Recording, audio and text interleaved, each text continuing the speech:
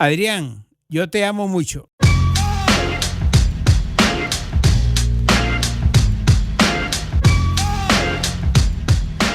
Who said Christmas was over? Hey, what up? It's Adrian Hernandez, of course, your host here at the Sporting Tribune Today, the podcast sweeping the nation. Maybe or maybe not. Either way, we're here. We're glad to be here. I know what you're thinking. It's the middle of the week. What the hell's going on? Christmas is over. Do we have another bonus episode? You, my friend, are absolutely correct. Nicolette Rojo and Chandrima Chatterjee, they keep hitting me up. They're ready and willing to work, and we appreciate it because it's all for the content. They're here in just a moment. They did a bonus episode talking about the scandal and everything going on with the U.S. men's team, which is kind of enlightening for me because I've seen the headlines, but I don't know the specifics, but that's what they're here for. But before we head over there to them, be sure to follow us at the Sporting Trib on social media. Be sure to subscribe. Let me try that again. Be sure to subscribe to the podcast on Spotify and, where else? Well, I mean, you can subscribe to the YouTube too at the Sporting Trib. You can follow me if you'd be so kind at Adrian Radio 93 on Twitter, at Heavyweight Radio on Instagram, at Adrian LV on TikTok, and of course on the YouTube as well. I should really come up with. What I need to do is I need to offer $5 to whoever owns the Heavyweight Radio on Twitter and on YouTube. I need to make it all the same one. I know it's confusing, but we appreciate y'all. And of course, we will be back episode 8 on Friday. But until then, enjoy the bonus special. We're back with an interesting turn of events in soccer, of always. But why not we kick off the new year with a new, well, not news, I should say, quote unquote, a developing scandal within team with U.S. soccer, specifically with the men's national team. Yeah, sounds good. These are the days of our lives, and they're not so great right now. This isn't how I don't think anyone wanted to start a World Cup year, another World Cup year. But here we are. So yeah, so everybody's heard by now of the whole Berhalter Reina saga soap opera that's been going on for who knows how long, really. We don't even know. But yeah, so everything that happened, I'm gonna let you actually give the timeline of events, if you want. Yeah, and if I miss anything, feel free to just jump in with everything that's going on. Yeah, go for it. So we talked about this prior, but December 6th specifically, this has nothing to do with Gladio or Danielle Reina. This was during the World Cup itself, and this was when Coach Greg Berhalter discussed about prior to was playing time, and fans were questioning, why is Gio Reyna not playing? He did play later on the group stage, and like this much. Yeah, exactly. Very little of round 16, basically, to where nothing you can do. Mm-hmm. So that was wondering, including myself, why is he not playing? Does something happen? Mm-hmm. He didn't show, not physically, but he didn't show up in practice, or something happened. Right. Well, it turns out that me and other fans probably speculated were somewhere where I was probably like 0.5% right, that something did happen within practices, where that's when Berhalter said that Gio was supposedly, I don't want to say tantrums is the right word, but he was acting immature in practice. Yeah, emotionally immature. Mm-hmm. Yes. Now, there was a report that it got so bad to where the team had to vote whether majority vote of whether to kick him off and on. I can't clarify if that's ever been confirmed or true or not. That's just something that I heard. I think that so I feel like Berhalter actually admitted that in December in that December 6th talk that was supposed to be private, supposedly. Yeah. And that it dealt with the players, and it talked with other coaches, and I believe even the sporting director, Stewart himself. Mm-hmm. Ernie, yes. Ernie? Yeah. Mm-hmm. Yeah. So the fact that he leaked that out. Was very interesting. Yeah, you don't do that, right? I mean, you shouldn't do that. In my opinion, maybe in yours, Oh yeah. as a leadership role, you don't divulge locker room information. It's private. Any of that can hurt not only team chemistry, but also the program itself. So that was an interesting move, right? Even though he said undisclosed player, we're like, yeah, we know who it is. Yeah, so we obviously knew who it was because everyone else playing was somewhat, for the most part, pretty predictable. Yeah. And his story changed throughout the World Cup. First year was maybe he was injured, not well enough to play. Oh no, he's fine. It was my decision to not let him play. It was like, what's okay. So then that happened, holidays happened, we got the final, which check out our recap of the final for reactions. Life went on, holidays went on. Then Happy New Year, blah blah blah. Well, no, you forget one Oh, thing. wait. Sorry, Yes, you forgot Gio. You forgot Gio's response. So oh yeah, it's on Instagram. Yeah. So like the whole December 6th talk came out in public, right? On December 11th. Yeah. And I don't even know if that it seems like it was a normal thing, actually. It doesn't seem like it was a leaked. Yeah. And then Gio responds, I thought it was a nice not professional, but like nice poised response on Instagram saying, yes, I misbehaved. Yeah. But I apologized. I apologized to everyone. And, I'd like to move on because I can't believe we're talking about this. Yeah. Kind of how I think we all felt like, I can't believe we're talking about this. Why are we talking about this? Yeah. And so go ahead. Yeah, that was my bad. So that was within about a day or two after the 6th. I remember that. It was so then after Gio posted and that went viral, then couple weeks passed, kind of quiet, and then the New Year hits. New Year's hits, everything's good. Today's the 6th, so then just about Tuesday. No, sorry. Yeah, Tuesday. Tuesday was when an unleaked incident between, at the time leaked, unknown, from Berhalter's 1991 past with his then girlfriend, now wife, where he allegedly kicked her out of anger, and big and scary incident. They were around late teens, early 20s, very young adults, and not the best thing to do regardless of age, but that happened in 1991, and almost 2 decades later it resurfaced out of nowhere. And then Wednesday it was confirmed, a statement from that was received from ESPN and to Fox Sports, and then The Athletic reported it as well, how the mother of Gio Reyna, Danielle, was the one who sent in what that Berholt who talked about, but sent in what happened back in 91. And those who do not know, Danielle Reyna was just like her husband Claudio. She was also a U.S. women's national soccer team star. She also was roommates with Greg's wife, Rosalind, back at University of North Carolina, Chapel Hill, and they won 4 national championships all throughout their college years, which is incredible. Right. UNC's has a storied soccer program,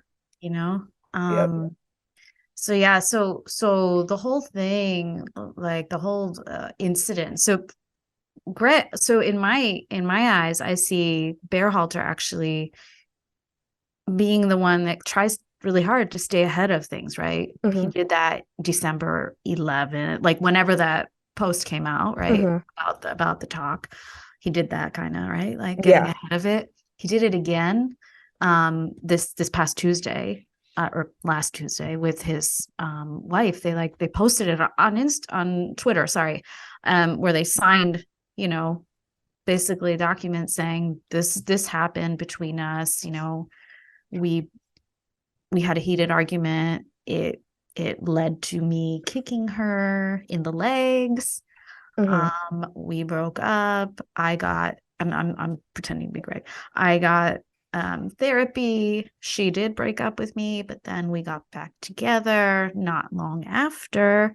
And we've been together for 25 years. We have this kid, it's in the MLS. Claudio also knows him because he was at Austin FC at the same time. It's a very like tiny family, right? Like, one dad is coaching the other dad's son.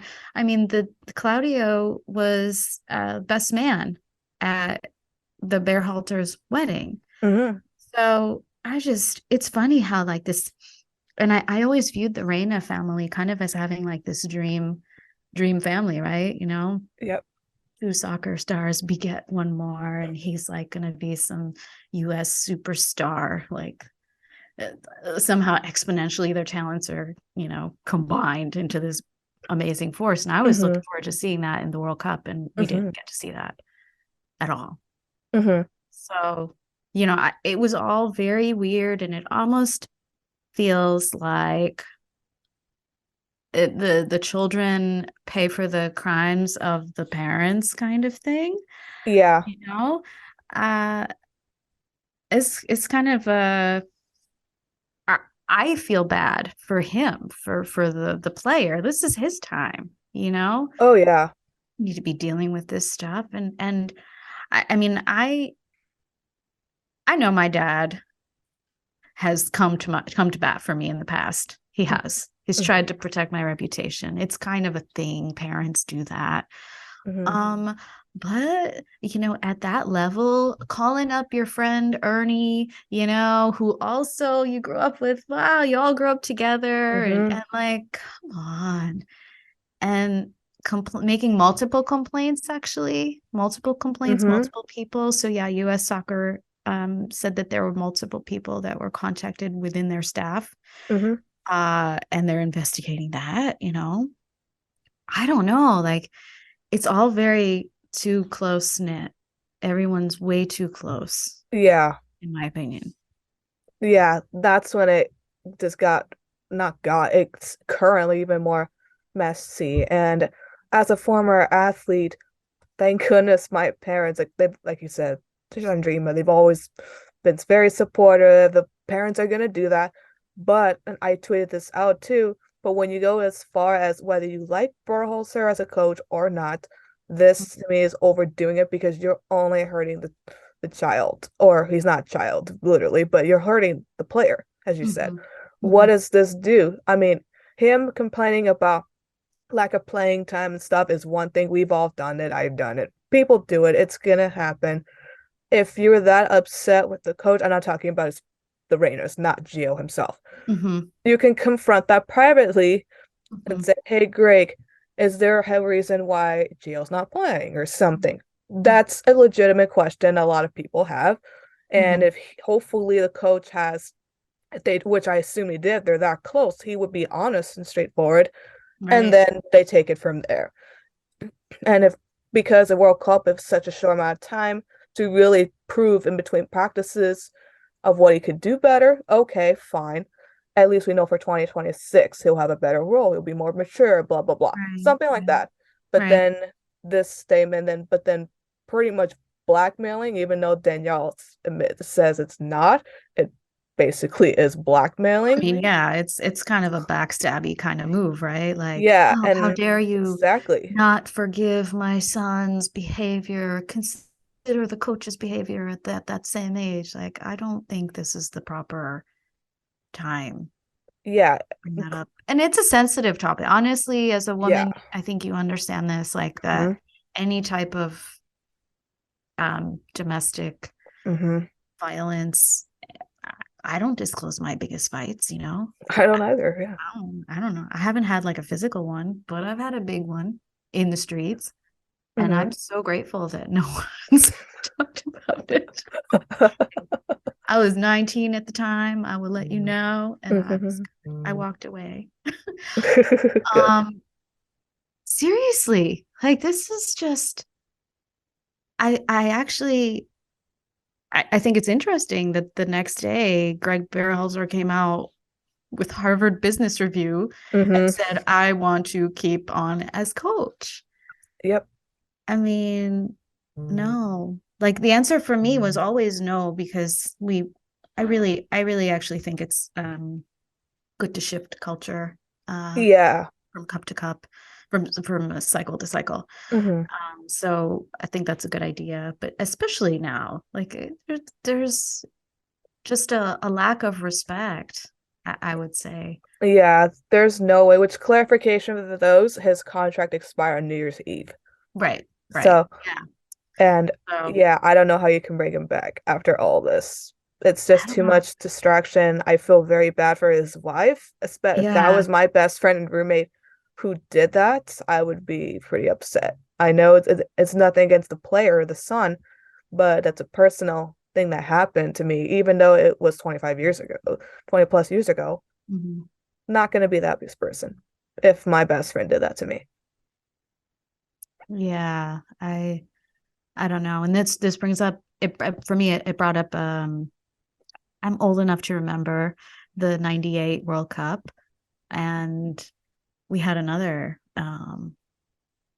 scandal. It was a scandalous year. That was the whole Eric Winalda's wife had a fling, inappropriate relationship, excuse me, with the captain. And the coach, for those of you who were not alive back then, the coach decided to remove that captain. He thought it was the right thing to do 2 months before the World Cup. And they scored one goal, one in the entire World Cup. In hindsight, everyone's like, okay, so maybe it was bad choice, you know, morally that's what the decision was, but team chemistry was destroyed, blah blah blah. But that was a thing that happened between players, and I think you're at a different level of fucked upness. I don't know what word I can use here when you are talking about the director, the coach, you know, and a player now involved. It's too much, and it really makes U.S. soccer look bad. Yes.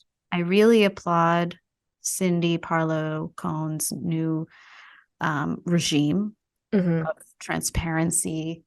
I think it's I'm so grateful for that change and that shift. But I also am like, wow, it's also really opening up for all to see. The whole world is now seeing all of the flaws that are in our system because it's such a new system, right? So everybody knows everybody else, and it's a little too close knit. And of course, there are family squabbles. It's part of it. I don't know about how you feel. Do you think it's time we bring in an international coach? I would say honestly, yes. Other countries do it. Other countries do it. Other countries do it, but the women's team has done it. I know the women's team, yeah, and they were successful. You know, I know whenever I bring it up though, and I've brought it up with MLS related topics as well. Why can't we have more coaches from, you know, outside of our borders? We have plenty of talent in you know, within this country. We don't need to go outside. Like, but actually, you know, maybe you do need a little bit of a boost in terms of, I'm sorry to say this, professionalism. And I think I said this to you or somebody, either you or Adrian, during the World Cup, that I think our players, no offense to anybody here, but I think our players are now getting to be at levels that are beyond our coaches. Yeah. It's just what happens. It's natural. It's an evolution, Hmm. and they need someone that they can respect. Yeah. I honestly wholeheartedly agree. It's nothing against MLS. A lot of folks I know who work in it. It's a great league. It's a great league and it's continuing to grow. Yeah, absolutely. But if you have an opportunity, if you were US soccer and you have an opportunity to have a great history of MLS, which is not like nothing against it, but over I'm just throwing names out here, but somebody who has coached at or whether a head coach or even an assistant at I don't know, Mm-hmm. Barcelona, not the Barcelona now, but Barcelona in the past, or Real, or Paris, PSG. I know PSG is this Monstars, but Yeah. AC Milan, Yeah. AC Go for it. Arsenal, Premier League, Anywhere, I would say anywhere. and you should also like look in South America too. Hmm. I mean, I think there's tons of candidates. I Oh know yeah.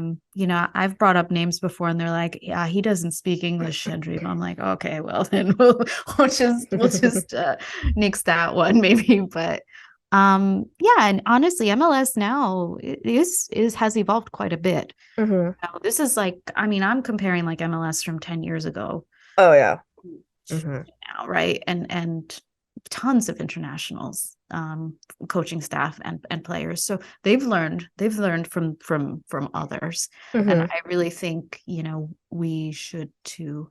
I understand there's like a level of nationalism, maybe Hmm. that nationalistic pride Hmm. that might be playing a role in this, but it is time. And I'm gonna say like for 2026, really just Hmm. get on that wagon now. Hmm. Don't wait it out, please. Yeah, 3.5 years from now. Yeah, yeah. I think we need some new blood. And so, how do you think this like plays into the women at our women? Like, what's the impact it's gonna have? Like, what do you see in the future? I mean, Predict. honestly, because I know they just released their uh, roster upcoming up, and I think even though it doesn't literally and directly impact them, Mm-hmm. because this is on the men's side, it Mm-hmm. does indirectly. It it kind of I don't want to say it washes away or anything because that's pretty extreme, but unfortunately, as you did bring this up a little bit too, this is their year in the World Cup, and we should be discussing, even though we're only 5 days into the new year, of like I said, they just released so US Soccer just is promoting who's making it or not Yeah. making it, but or even if it's something as simple as Mallory now Swanson, just that name change and how Mm-hmm. that went viral. Obviously, it's not just the name alone because she's a massive athlete and just a great asset, Mm-hmm. but or Sophie Smith, Mm-hmm. 22 and doing Yeah. all this. Like, even Yeah. though that was the past, she's No, gonna yeah. be a star. Yeah. She already is one, but she's Yeah. going to be a bigger one. She's going to be one of the big ones facing off Mm-hmm. against a Samantha Kerr Mm-hmm. Mm-hmm. during the summer. Mm-hmm. Stuff like that is something we should be highlighting Yeah. Yeah. this early, and that's what others did and for the men's, but unfortunately we have this scandal going on that it just takes away from what's really happening, what It we're really does. trying to do for the women's as they prepare to go to Australia and slash New Zealand. Right, right. They have matches coming up. I Yep. mean, yeah, I agree with you. I think that people always love a scandal. So here we are talking about it. But I agree. We should instead be talking about the youngsters that are going to be playing at their first World Cup this year. You Mm-hmm. know, I think it's a shame. And I really hope for everyone's sake that US soccer gets their act together Mm-hmm. and hires a new coach Mm-hmm. soon. You know Yes. what? The investigation can go on, but just like and on, however long it needs to. This is like a 30-year history now, so Yeah. go for it. But in the meantime, it's time for some changes in that leadership from coaches to, I don't know. I don't want to say to the director, but I have to say it out loud. Like, I don't want parents of players to call the technical director of soccer federation and complain, Yeah. mid-game. And former US players, including our own Jimmy Conrad, where they talked about publicly of this is an issue. This goes back to an issue where we see like the old term, well, it's not old, but soccer moms. That's roots starts at youth soccer, whether it's at a community league or the youth clubs, youth camps, and I've personally seen it. I mean, I was a basketball player, so it's different, but it's the same concept where I've seen straight on as young as 10 years old of how parents can be. And this was in the 2000s, like late 2000s, early 2010s. It's even more so now with basketball, AAU and travel ball, soccer academies and youth camps and stuff. And on top of all the skill competitions that they're now doing a little bit more that I've heard. And you can't do that. You're starting at, let's say that some kid at kindergarten, which is already bad enough. They're just kids. So what are you doing? And then this route doesn't leave, and you take it from youth soccer to all the way to the top on a global stage, and other countries are hearing and seeing and watching what's folding what we're hosting literally in 3.5 years. Yeah. I mean, we have our own. We can't. No. I mean, look, the mere fact that we call it soccer alone has already pitted us against the rest of the world. It's called soccer. Yes.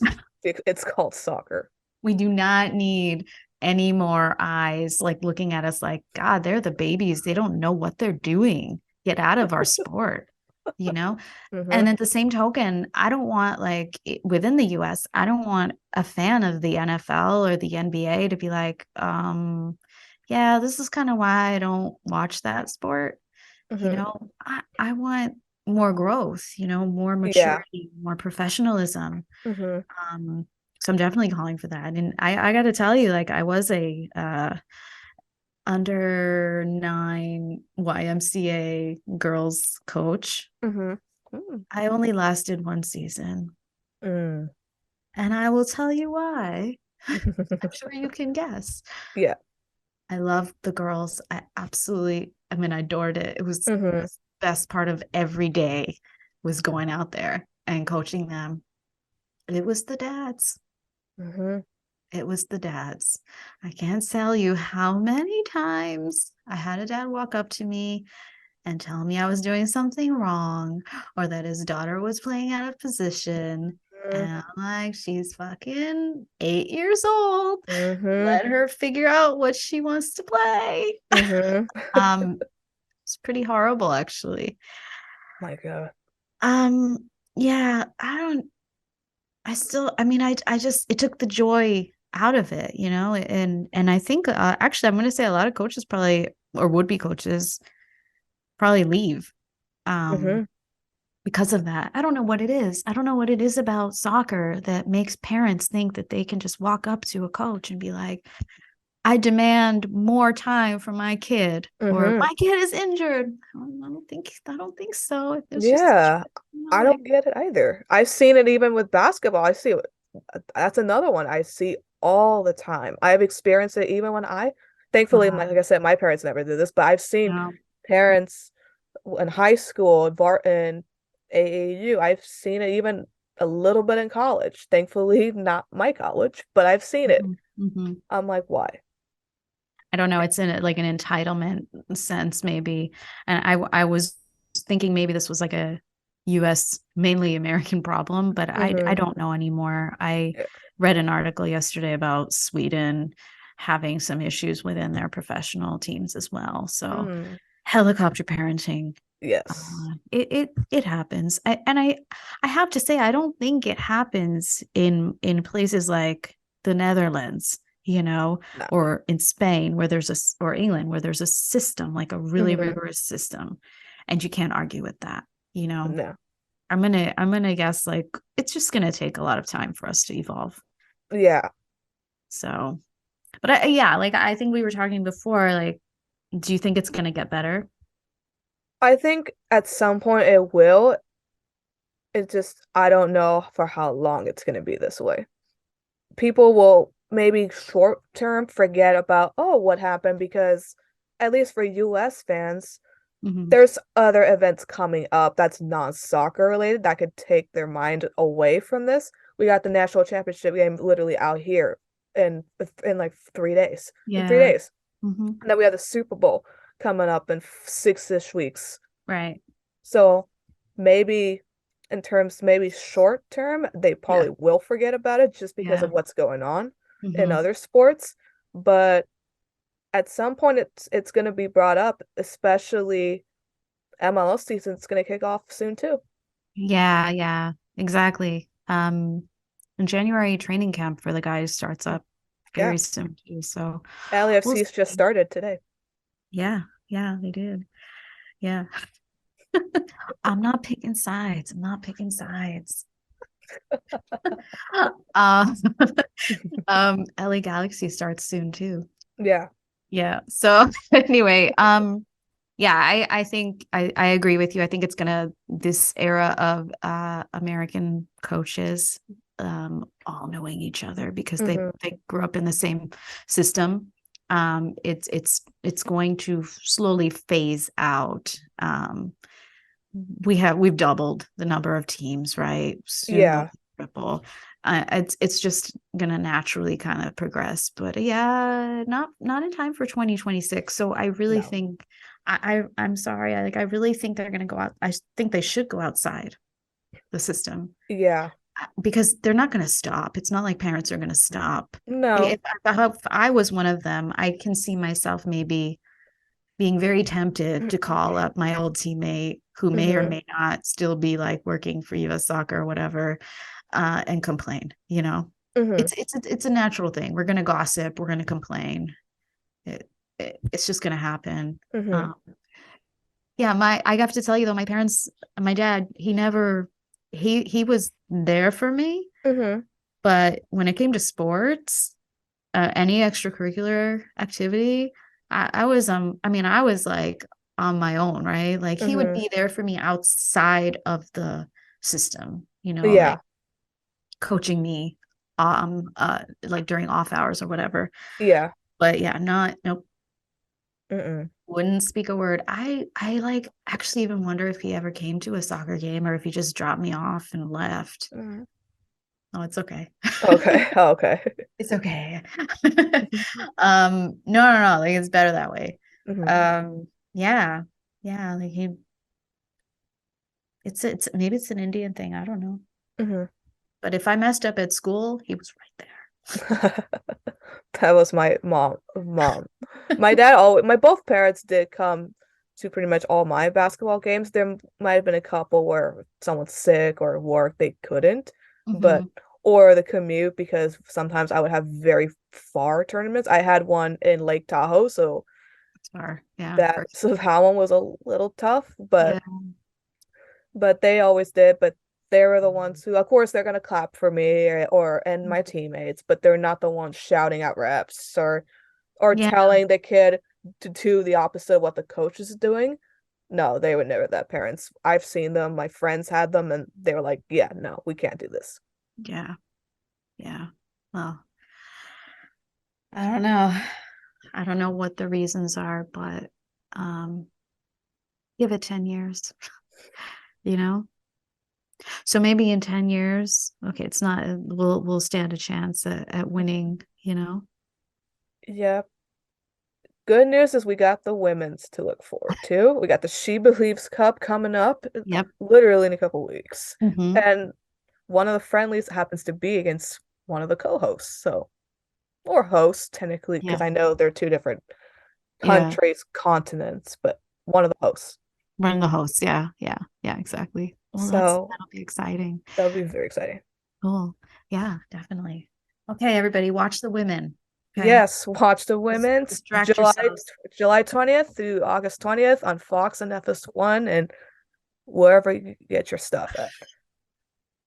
Okay. Sporting Tribune. And yes, we will also be covering it. Our soccer expert on my left, because I'm going by my screen, is going to be all over it. So please follow her Thank you. elsewhere. And yeah, let's continue doing this. And it was Yeah. fun. Let us know if you like it. Let us Yes, know what please. you guys think, you know? What y'all want us or anyone else to chat about too. Yeah, yeah. All right. All right.